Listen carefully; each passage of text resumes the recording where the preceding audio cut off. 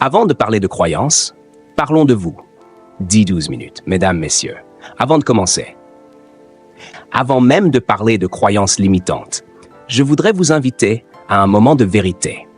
Pas une vérité intellectuelle, pas une idée brillante, une vérité intime. La vérité, c'est que la plupart des gens ne souffrent pas de ce qu'ils vivent. Ils souffrent de ce qu'ils n'osent pas vivre. Ils ne manquent pas de potentiel. Ils manquent de permission intérieure. Beaucoup d'entre nous ont appris à être raisonnables, à être prudents, à être adaptés. Et sans s'en rendre compte, ils ont appris à réduire leurs désirs pour ne pas être déçus. Posez-vous honnêtement cette question. Quand avez-vous cessé de croire que tout était possible pour vous? Pas brutalement, pas en un jour, mais lentement, à coups de petites phrases, de petites expériences, de petites renonciations. Un jour, vous avez peut-être essayé, et ça n'a pas marché. Un autre jour, vous avez osé dire, et vous n'avez pas été entendu. Et sans même vous en rendre compte, vous avez tiré une conclusion sur vous-même. Open quote. Je ne suis pas fait pour ça. Je ne suis pas à la hauteur. Je ferais mieux de rester à ma place. Close quote. Ces phrases ne sont pas violentes. Elles sont pires. Elles sont convaincantes. Elles s'installent doucement. Elles deviennent familières. Et un jour, vous ne les entendez même plus. Elles sont devenues votre normalité. Mais voici ce que personne ne vous a jamais dit clairement. Une croyance n'est pas une vérité. C'est une interprétation répétée. Et ce que vous répétez assez longtemps finit par ressembler à une identité. Aujourd'hui, je ne vous demande pas de devenir quelqu'un d'autre. Je vous demande quelque chose de plus courageux. Remettre en question ce que vous croyez être. Parce que tant que vous croyez que vos limites sont réelles, vous les respecterez. Et tant que vous les respecterez, elles vous contrôleront. Ce discours n'est pas là pour vous dire quoi faire. Il est là pour vous aider à voir ce que vous croyez. Et parfois, voir suffit à commencer à se libérer. Mesdames, messieurs, avant de commencer, je vous invite à faire quelque chose de très simple. Prenez une inspiration profonde, puis expirez lentement. Encore une fois. Maintenant, posez-vous cette question. Pas avec votre tête, mais avec votre ventre, avec votre vécu. Qu'est-ce que je n'ose plus espérer? Pas ce que vous voulez montrer. Pas ce que vous dites aux autres. Mais ce rêve que vous avez rangé dans un tiroir intérieur avec une petite étiquette dessus, open quote, ce n'est pas raisonnable. Ce n'est plus pour moi. Ce n'est pas possible. Close quote. Ce tiroir, nous en avons tous un. Et ce qui est fascinant et tragique à la fois, c'est que la plupart des gens ne vivent pas la vie qu'ils désirent, mais la vie qu'ils s'estiment autorisés à vivre. Pas à cause des circonstances. Pas à cause du manque de chance, mais à cause de croyances invisibles, profondément enracinées. Aujourd'hui, je ne vous demande pas de changer de vie. Je vous demande quelque chose de plus radical. Changez ce que vous croyez être vrai. Car tant que vous ne changez pas l'intérieur, l'extérieur résiste. Chapitre 1. La mécanique invisible des croyances. 12 minutes.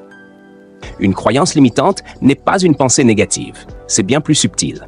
C'est une conclusion ancienne, jamais réactualisée. Une croyance, c'est une lentille. Elle déforme la réalité sans que vous le sachiez. Deux personnes vivent exactement la même situation. L'une y voit une opportunité, l'autre y voit une preuve de son incapacité. La différence n'est pas l'événement. La différence est la croyance. Et voici la chose la plus troublante. Votre cerveau ne cherche pas la vérité. Il cherche la cohérence. Donc si vous croyez, open quote, je ne suis pas à la hauteur, close quote.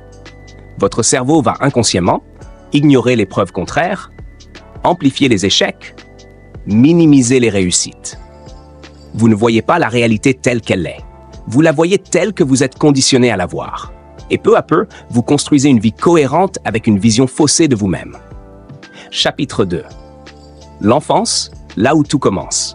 Aucun enfant ne naît en se disant « open quote, je ne mérite pas », close quote. Les croyances limitantes sont apprises, parfois dans la douceur, parfois dans la violence, souvent dans la répétition. Un soupir, un regard, une comparaison, un silence. Des phrases anodines. Ton frère est plus débrouillard. Toi, tu n'es pas manuel. Dans la famille, on n'est pas fait pour ça. Et l'enfant comprend une chose essentielle. Pour être aimé, je dois être d'une certaine façon. Alors il s'adapte, il se restreint, il se façonne. Et ce qui était une stratégie de survie émotionnelle devient plus tard une limite existentielle. Ce n'est pas votre faute, mais c'est désormais votre responsabilité. Chapitre 3. L'école, la société, la normalisation. Notre société récompense ceux qui rentrent dans les cases. Elle se méfie de ceux qui sortent du cadre. Très tôt, on apprend à lever la main avant de parler, demander l'autorisation, attendre la validation. Et lentement, une croyance collective s'installe. Open quote, je dois être validé pour exister. Close quote. Alors plus tard, on n'ose pas demander une augmentation. On n'ose pas quitter une relation vide. On n'ose pas lancer un projet imparfait. Parce qu'on confond prudence et autocensure, réalisme et peur déguisée. Chapitre 4. Le prix caché des croyances limitantes. Parlons vrai. Les croyances limitantes ne font pas seulement échouer des projets. Elles fatiguent l'âme. Elles créent de la frustration silencieuse, des regrets chroniques, une colère rentrée, une tristesse sans nom. Le pire n'est pas de rater sa vie. Le pire est de sentir qu'on ne la vit pas pleinement, sans savoir pourquoi. Beaucoup de gens ne sont pas malheureux. Ils sont résignés. Et la résignation est une croyance. Open quote, c'est comme ça. Close quote. Chapitre 5. La déconstruction, l'art de désapprendre, 15 minutes. Se libérer ne consiste pas à devenir quelqu'un d'autre. Il s'agit de retirer les couches. La première clé, nommer. Tant qu'une croyance n'est pas consciente, elle dirige votre vie en pilote automatique. Posez-vous cette question essentielle. Open quote. Qu'est-ce que je crois sur moi qui m'empêche d'avancer? Close quote. Ensuite, doutez. Une croyance n'aime pas être questionnée. Elle s'effondre quand on la regarde avec lucidité. Puis vient la clé la plus difficile. Agir avant d'y croire pleinement. La liberté ne vient pas de la certitude. Elle vient du courage imparfait. Chapitre 6. Installer de nouvelles croyances. Une nouvelle croyance ne s'impose pas par la force. Elle se prouve par l'expérience. Petit pas. Action inconfortable. Répétition. Pas pour réussir, mais pour vous reprogrammer. Chaque action courageuse envoie un message à votre cerveau. Open quote, peut-être que je suis plus capable que je ne le pensais. Close quote. Et ce peut-être change tout. Mesdames, messieurs, vous n'êtes pas en retard. Vous n'êtes pas cassé.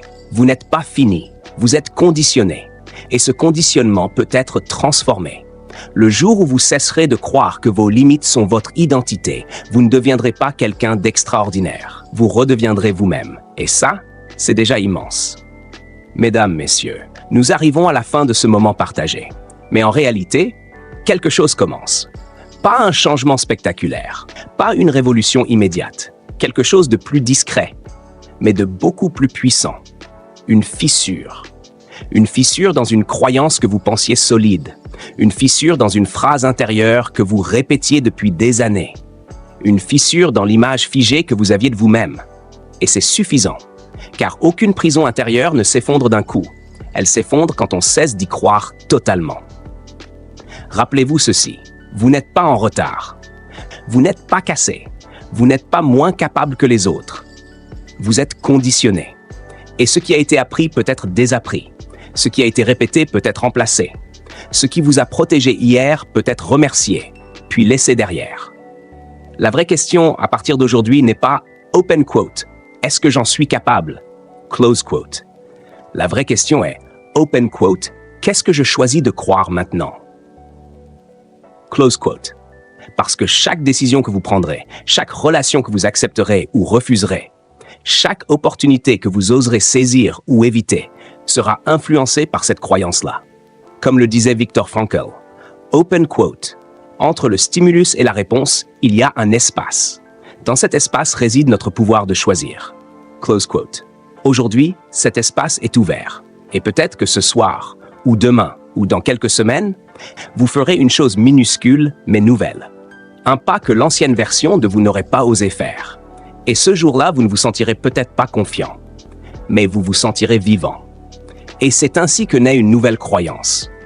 Open quote. Peut-être que je suis plus grand que ce que je croyais. Close quote. Si vous repartez avec cela, alors ce moment n'aura pas été vain. Merci de votre présence. Merci de votre écoute. Et surtout, merci d'avoir osé regarder à l'intérieur.